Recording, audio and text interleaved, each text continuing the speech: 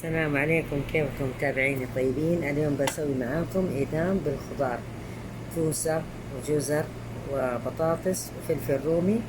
أسوي إدام بالدجاج، وهذه مكوناتها: طماطم، فلفل، بصل، كزبرة، ومعجون طماطم، البهارات بهار مشكل وبهار كاري وكركم وفلفل أسود ومرقة ماجي.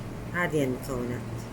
شوفوا يا حبايبي، حطيت القدر على النار وضفت عليه سمن، ودحين اضيف عليه البصل واضيف عليه الثوم. اقعد اقلب في البصل لغايه ما يدبل ويطلع ريحه الثوم. شوفوا يا متابعين، ضفت عليه الثوم، دحين اقعد اقلب البصل لغايه ما يدبل ويطلع ريحه الثوم. شوفوا يا حبايبي، دبل البصل وطلعت ريحه الثوم، ضفت عليه الدجاج، دحين اقعد اقلب في الدجاج لغايه ما يتغير لونه. شوفوا يا متابعين، يتغير لون الدجاج، ضفت عليه البهار الكاري بهار مشكل وكركم وفلفل اسود ومرقة ماجي. دحين اقلب المكونات مع بعض.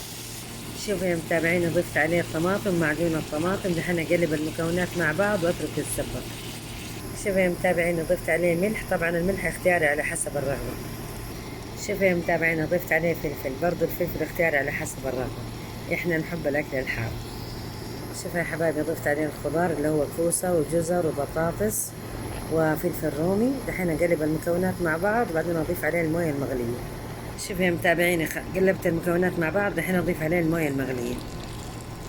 شوفوا يا حبايبي، ضفت المويه المغليه، دحين اقلب المكونات بعدين اغطي القدر واترك يستوي.